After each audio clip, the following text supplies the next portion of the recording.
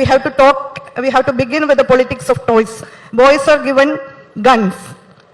They have to be aggressive. This is a silent call for them to be aggressive. And girls are given utensils, Barbie dolls, kitchen sets. You have to play with kitchen sets. Your place is the kitchen. This is part of our social conditioning, even from the childhood itself. So the primary place allocated for a woman in this family-centered ideology is kitchen, or largely family. Say that time and again.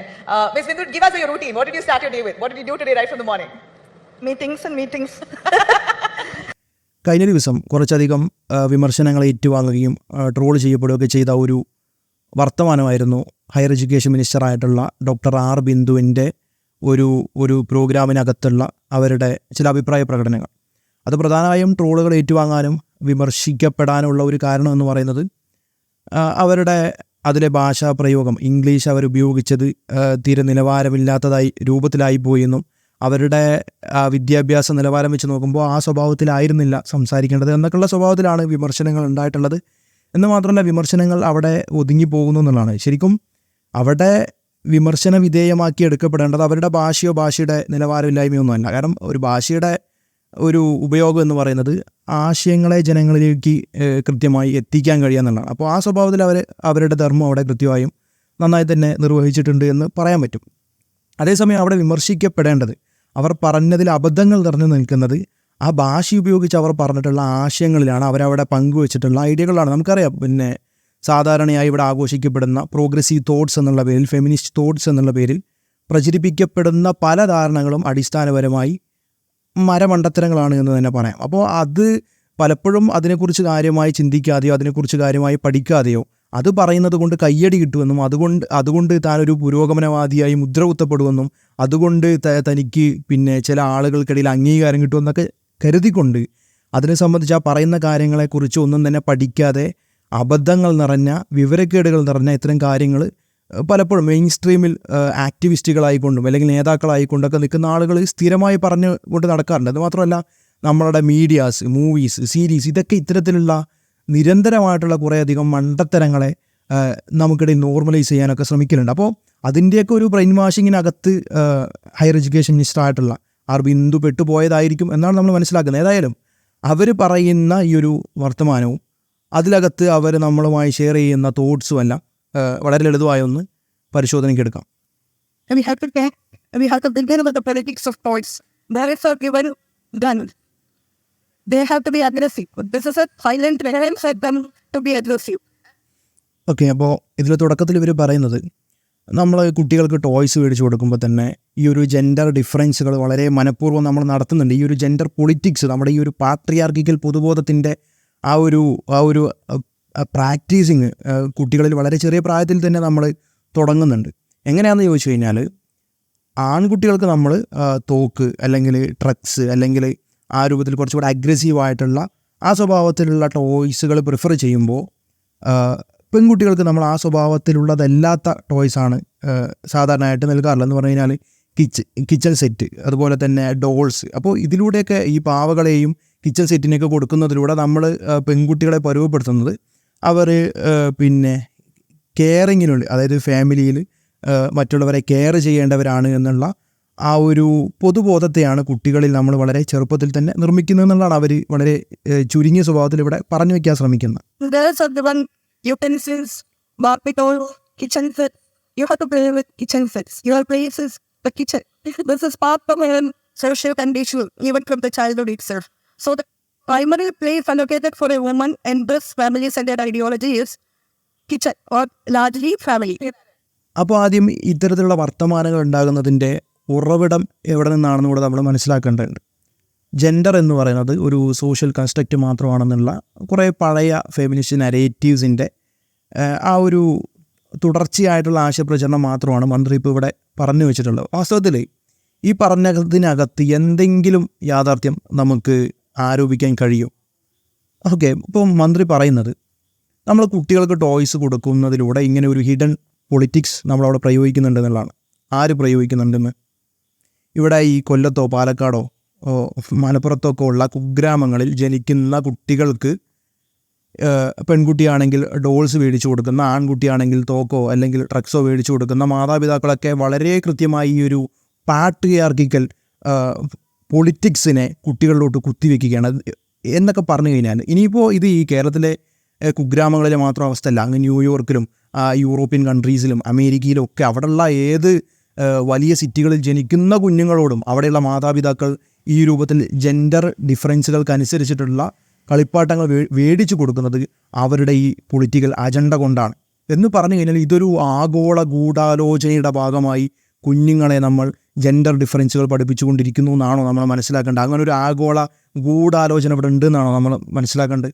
സാധാരണ ഈ എല്ലാം ഇല്ലുമിനേറ്റിയുടെ കളിയാണ്, എല്ലാത്തിനും പിറകിൽ അങ്ങനെ ഒരു ഗൂഢാലോചനയുണ്ട്, hidden ആയിട്ടുള്ള ചില അജണ്ടകളുണ്ട് എന്നൊക്കെ പറയുന്ന ആളുകളെ നമ്മൾ ട്രോളി വിടുകയാണ് ചെയ്യാറുണ്ട്. ആ ഒരു നിലവാരം പോലും വാസ്തവത്തിൽ ഇതില്ല എന്നുള്ളത് വളരെ കോമൺ സെൻസിക്കലായിട്ട് തന്നെ വലിയ പിന്നെ സയൻറ്റിഫിക്കലായും ബയോളജിക്കലായും ഇതിനെക്കുറിച്ചിട്ടുള്ള പഠനങ്ങളെ അതിലോട്ടൊന്നും പോകാതെ തന്നെ ഈ പറയുന്നത് മഹാവിവരക്കേടാണെന്നുള്ളത് ലളിതമായി മനസ്സിലാക്കാവുന്നേ ഉള്ളൂ.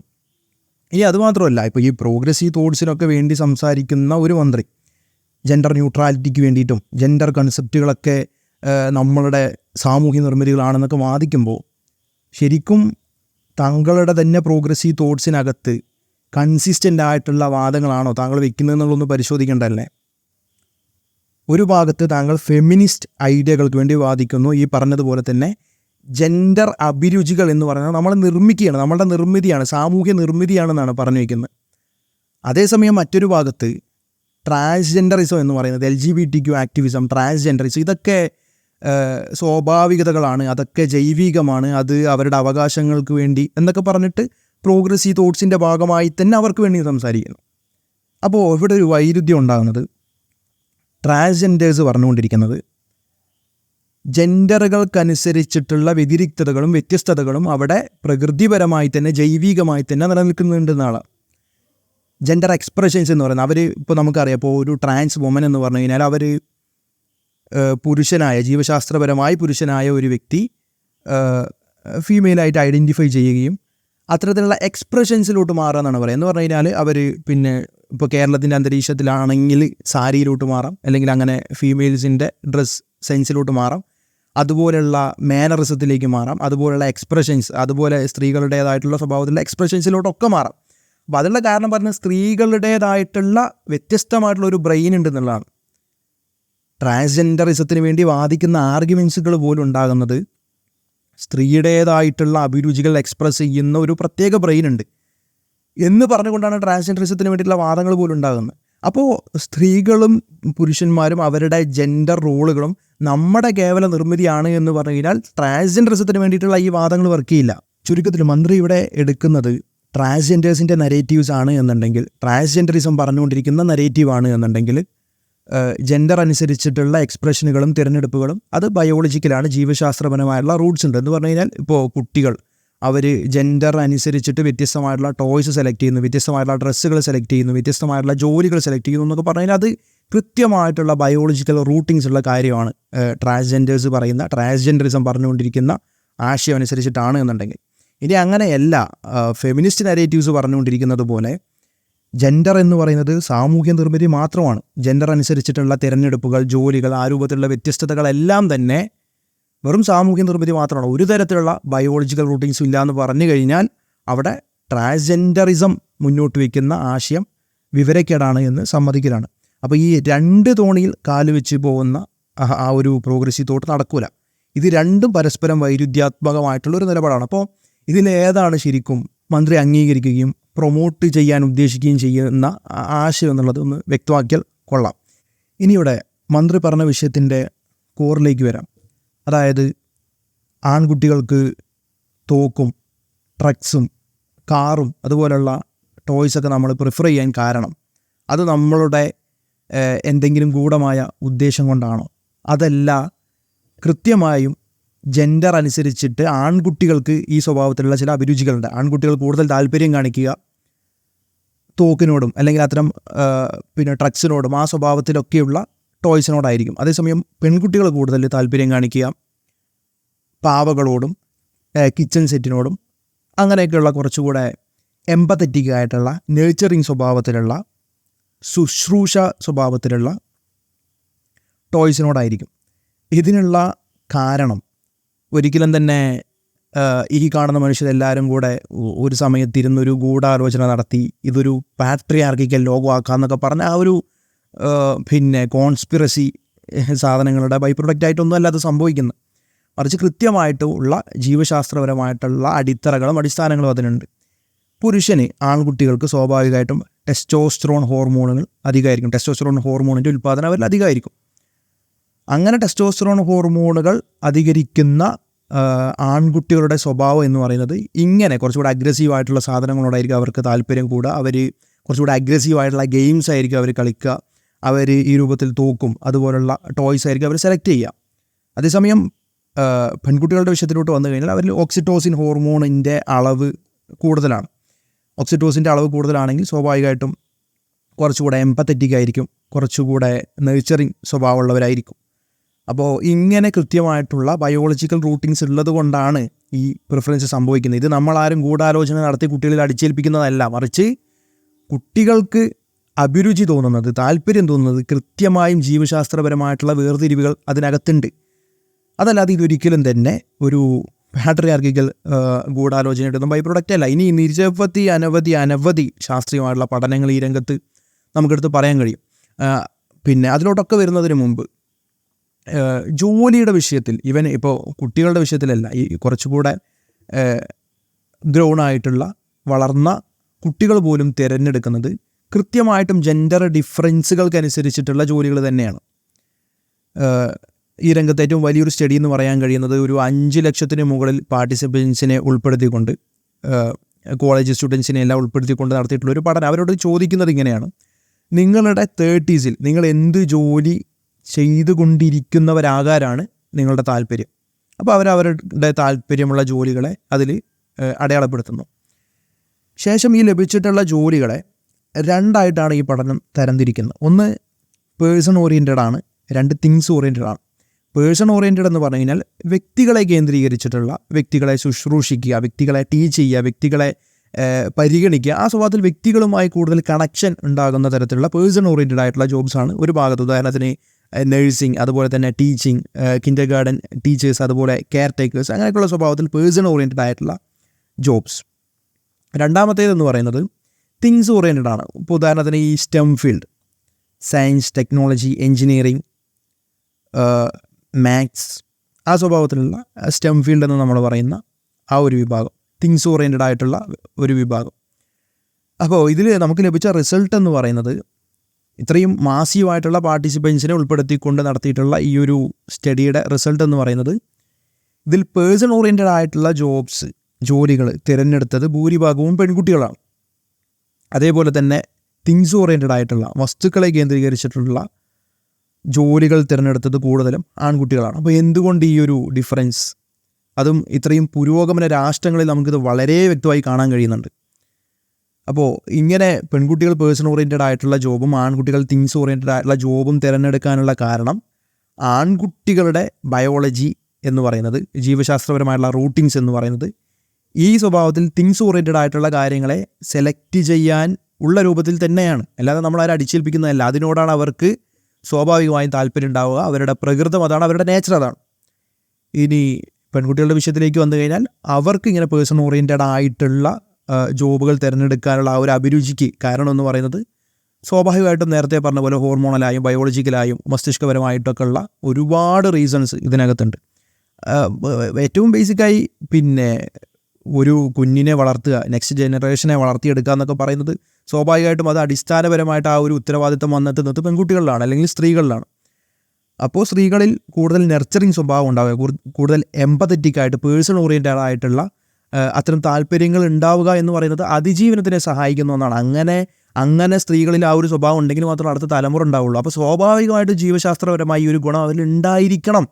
അപ്പോൾ നമ്മുടെ കുറച്ച് ആഗ്രഹ ചിന്തകൾക്കനുസരിച്ച് there is no difference between men and women, ഇതൊക്കെ ഇതിലവർ ഉപയോഗിക്കുന്ന ഒരു വേർഡ് ഫാമിലി ഓറിയൻറ്റഡ് ഐഡിയോളജി എന്നൊക്കെയാണ്. ഒരു ലെഫ്റ്റ് കമ്മ്യൂണിസ്റ്റ് ഭാഗത്തുനിന്ന് വരുന്നതുകൊണ്ടായിരിക്കും ഈ കുടുംബമൊക്കെ ഒരു ഐഡിയോളജി ആണെന്നുള്ള സ്വഭാവത്തിലൊക്കെ അവർ സംസാരിക്കുന്നത്. അപ്പോൾ ഏതായാലും ഇത് വളരെ നിലവാരമില്ലാത്ത, വിവരക്കേടുകളാണെന്നുള്ളതാണ്. ഇത് ഇനി നിരവധി അനവധി സ്റ്റഡീസ് ഉദ്ധരിച്ചുകൊണ്ട് ഇത് പ്രൂവ് ചെയ്യാനും പറ്റും. ഇവിടെ ടോയ് സെലക്ഷനിലുള്ള ജെൻഡർ ഡിഫറൻസുകളാണല്ലോ പ്രധാനപ്പെട്ട വിഷയം എന്ന് പറയുന്നത്. അത് സംബന്ധിച്ച് തന്നെ നടന്നിട്ടുള്ള ഒരുപാട് പഠനങ്ങളുണ്ട്. പിന്നെ ചില എക്സാമ്പിൾസ് നോക്കാം.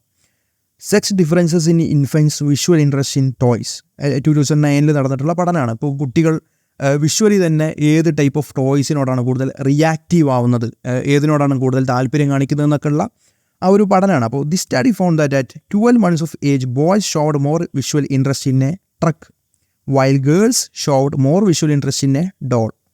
എന്ന് പറഞ്ഞു കഴിഞ്ഞാൽ പെൺകുട്ടികൾ ഈ ഡോൾസിനോടാണ്, പാവകളോടാണ് കൂടുതൽ താല്പര്യം കാണിക്കുന്നത്, അതിനോടാണ് കൂടുതൽ റെസ്പോൺസീവ് ആവുന്നത്, അതിലാണ് അവർക്ക് അഭിരുചി നമുക്ക് കാണുന്നത്. ഈവൻ 12 months ഓൾഡിൽ പോലും അത് തന്നെയാണ് കാണുന്നത്. അതുപോലെ തന്നെ ആൺകുട്ടികളിൽ ഈ ട്രക്സിനോടുള്ള ഒരു താല്പര്യം തോന്നുന്നുണ്ട്. അപ്പോൾ അത് മാതാപിതാക്കൾ അടിച്ചേൽപ്പിക്കുന്നതോ സമൂഹം അടിച്ചേൽപ്പിക്കുന്നതോ ഒന്നും തന്നെ അല്ല, മറിച്ച് ജന്മനാ തന്നെയുള്ള വ്യത്യസ്തതകളും ബയോളജിക്കലായിട്ടുള്ള വ്യതിരിക്തതകളുമാണ്. അതുപോലെ ഈവൻ നോൺ ഹ്യൂമൻ പ്രൈമേറ്റ്സിൽ ഇതിനെ സംബന്ധിച്ചുള്ള പഠനം നടന്നിട്ടുണ്ട്. A study by Alexander and Hines 2002 നടന്നിട്ടുള്ള പഠനം. Sex differences in response to children's toys in non human primates നടന്നിട്ടുള്ള പഠനം. അപ്പോൾ ഇത് പറയുന്നത് investigated the toy preference of vervet monkeys. The researchers found that female monkeys exposed to higher levels of prenatal androgen exhibited a stronger preference for masculine toys similar to human children. എന്ന് പറഞ്ഞു കഴിഞ്ഞാൽ പിന്നെ ഗർഭാവസ്ഥയിൽ തന്നെ കൂടുതൽ പിന്നെ testosterone ഹോർമോണുകൾ androgen അതിൻ്റെ ഇൻഫ്ലുവൻസ് ഉണ്ടാകുമ്പോൾ അങ്ങനെ വളർന്നു വരുന്നത് പെൺകുട്ടിയാണെങ്കിൽ പോലും, ഫീമെയിലായിട്ടുള്ള മങ്കീസ് ആണെങ്കിൽ പോലും അത്തരം മങ്കികൾ സെലക്ട് ചെയ്യുന്നത്, പ്രിഫർ ചെയ്യുന്നത് മസ്കുലിനായിട്ടുള്ള ടോയ്സാണ്. ഇപ്പോൾ ഈ ഡ്രഗ്സും അല്ലെങ്കിൽ ആ രൂപത്തിൽ കുറച്ചുകൂടെ ഡിസ്ട്രക്റ്റീവായി കുറച്ചുകൂടെ അഗ്രസീവായിട്ടുള്ള ആ ടോയ്സിനോട് അഭിരുചി കാണിക്കുന്ന സ്വഭാവം അതിനകത്ത് ഉണ്ടാകുന്നു എന്നുള്ളതാണ്, ഈ ഫീമെയിൽ മങ്കീസിനകത്ത് ഉണ്ടാകുന്നു എന്നുള്ളതാണ്. അതുപോലെ 2012 നടന്നിട്ടുള്ള ഒരു പഠനം. Conducted a study titled testosterone measured in infancy predicts subsequent sex typed behaviour in boys and girls. ടെസ്റ്റോസ്റ്ററോണിൻ്റെ ലെവൽ അത് ഈ രൂപത്തിലുള്ള സെക്സ് ടൈപ്ഡ് ബിഹേവിയർ ആൺകുട്ടികളിലും പെൺകുട്ടികളിലും ഉള്ള വ്യത്യസ്തതകൾ ഉണ്ടാക്കുന്നതിലുള്ള സ്വാധീനം ഉണ്ടാക്കുന്നുണ്ട്.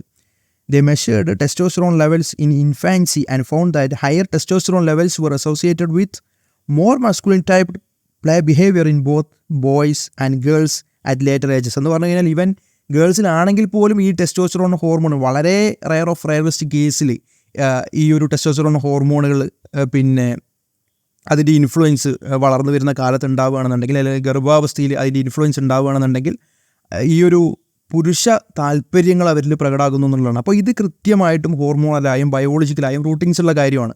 ആൺകുട്ടികളിൽ കൂടുതലായുള്ള സ്വാഭാവികമായുള്ള പ്രകൃതിപരമായി നാച്ചുറലായും ബയോളജിക്കലായും തന്നെ മസ്കുലിൻ സ്വഭാവത്തെ രൂപപ്പെടുത്തുന്ന ടെസ്റ്റോസ്റ്ററോൺ ഹോർമോൺ തന്നെയാണ് ഈ അഭിരുചികൾക്കെല്ലാമുള്ള കാരണമെന്ന് പറയുന്നത്. ഇനി എന്തുകൊണ്ട് ഗേൾസിൽ ഈ ഒരു സ്വഭാവം എന്നുള്ളത്, ഹോർമോണൽ ഡിഫറൻസ് ആണ് പ്രധാനമായിട്ടും. Hormones such as oxytocin have been associated with social bonding and nurturing ബിഹേവിയറിന് അതുപോലെ എമ്പതറ്റിക് ആവുക, കുറച്ചുകൂടെ സോഷ്യൽ ബോണ്ടിങ്സ് വളർത്തുന്ന രൂപത്തിലുള്ള ബിഹേവിയർ ഉണ്ടാവുക.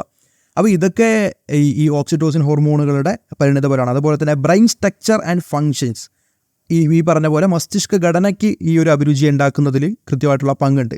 Studies have found differences in brain structure and function between males and females that may be related to empathy and nurturing. For example, certain areas of the brain involved in social cognition such as the mirror neuron system and the anterior cingulate cortex have been found to be more active in girls, potentially contributing to their greater empathy and ability to understand others' emotion. എന്ന് പറഞ്ഞാൽ അവർ empathetic ആകുന്നത്, കൂടുതൽ nurturing സ്വഭാവത്തിലുള്ളതാവുന്നതൊക്കെ അതിന് മസ്തിഷ്കത്തിലെ mirror ന്യൂറോൺസിനും അതുപോലുള്ള പ്രത്യേക ഭാഗങ്ങളൊക്കെ അവരിൽ കൂടുതൽ ആക്റ്റീവ് ആവുന്നുണ്ട്. കൂടുതൽ എമ്പതറ്റിക് ആകാനുള്ള ഭാഗങ്ങൾ അവരിൽ കൂടുതൽ ആക്റ്റീവ് ആവുന്നുണ്ട്. അപ്പോൾ ഇത് കൃത്യമായും ജീവശാസ്ത്രപരമായ ബയോളജിക്കലായ റൂട്ടിങ്സുള്ള കാര്യം മാത്രമാണ്. അല്ലാതെ ഈ എല്ലാം സാമൂഹ്യ നിർമ്മിതിയാണ്, എല്ലാം പുരുഷാധിപത്യം ഇവിടെ നിർമ്മിച്ചെടുത്തതാണ് എന്നൊക്കെ പറയുന്നത് മഹാവിവരക്കേടാണ്. എന്ന് മാത്രമല്ല, അതുകൊണ്ടാണല്ലോ ഇപ്പോൾ നോഡിക് പാരഡോക്സ് എന്ന് പറയുന്നത്. Nordic paradox, gender equality paradox എന്നൊക്കെ ഒന്ന് ഗൂഗിൾ സെർച്ച് ചെയ്ത് നോക്കിക്കഴിഞ്ഞാൽ തന്നെ നമുക്കറിയാം, കൂടുതൽ സാമ്പത്തികമായും മറ്റുമൊക്കെ വളർന്നു നിൽക്കുന്ന, സ്ത്രീകൾക്ക് കൂടുതൽ സ്വാതന്ത്ര്യം കൊടുക്കുന്ന, കൂടുതൽ ഈഗാലിറ്റേറിയൻ ആയിട്ടൊക്കെയുള്ള സമൂഹങ്ങൾ, സൊസൈറ്റീസ്, രാഷ്ട്രങ്ങളൊക്കെ നമ്മളെടുത്ത് പരിശോധിച്ചാൽ അത്തരം രാഷ്ട്രങ്ങളിലാണ് സ്ത്രീകൾ കൂടുതൽ ഇത്തരം സെക്സ് ടൈപ്പ്ഡ് ബിഹേവിയർ കാണിക്കുന്നത്. തങ്ങളുടെ ജെൻഡർ അനുസരിച്ചിട്ടുള്ള ജോലികൾ തിരഞ്ഞെടുക്കുന്നത്. എന്ന് പറഞ്ഞു കഴിഞ്ഞാൽ ഈ പറഞ്ഞ പോലെ പേഴ്സൺ ഓറിയൻറ്റഡ് ആയിട്ടുള്ള ജോലികൾ കൂടുതൽ തിരഞ്ഞെടുക്കുന്നത് ഈ രൂപത്തിൽ വികസിത രാഷ്ട്രങ്ങളിലാണ്. അപ്പോൾ ഐസ്ലാൻഡിലൊക്കെയാണ് വലിയ ജെൻഡർ സമത്വം നിലനിൽക്കുന്നതെന്നാണ് പറയുന്നത്. എന്നാൽ ഈ രൂപത്തിൽ തൊഴിൽ തിരഞ്ഞെടുക്കുന്നതിലുള്ള വ്യത്യസ്തതകൾ, വ്യതിരിക്തതകൾ കൂടുതലായി ഉണ്ടാകുന്നതും അത്തരം പുരോഗമന രാഷ്ട്രങ്ങളിൽ തന്നെയാണ്. എന്തുകൊണ്ടാണെന്ന് ചോദിച്ചു കഴിഞ്ഞാൽ കൂടുതൽ വിദ്യാഭ്യാസം ഉണ്ടാവുകയും അവരുടെ അഭിരുചികളെ തിരഞ്ഞെടുക്കാനുള്ള കൂടുതൽ സാധ്യതകൾ അവർക്ക് മുമ്പിൽ വരുമ്പോൾ അവരുടെ പ്രകൃതം അനുസരിച്ച് അവരുടെ താല്പര്യം എന്താണോ അതവർ തിരഞ്ഞെടുക്കുന്നു. അപ്പോൾ അവർ തിരഞ്ഞെടുക്കുന്നത് എന്താണ്? ഈ പീപ്പിൾ ഓറിയൻറ്റഡ് ആയിട്ടുള്ള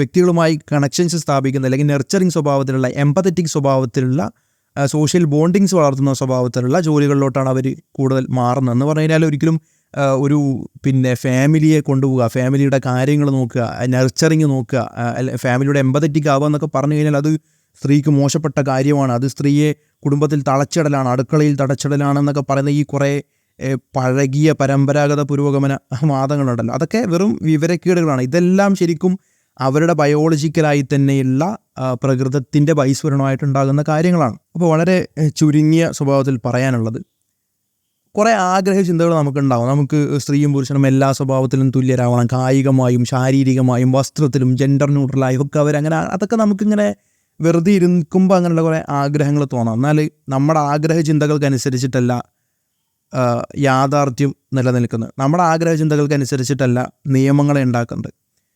യാഥാർത്ഥ്യങ്ങളെ നോക്കിക്കൊണ്ട്, അതിൻ്റെ ഫാക്ട്സിനെ നോക്കിക്കൊണ്ട്, അതിൻ്റെ ബയോളജിയെ പരിഗണിച്ചുകൊണ്ടൊക്കെയാണ് നിയമങ്ങളും ലോകവീക്ഷണങ്ങളും ഉണ്ടാകേണ്ടത്.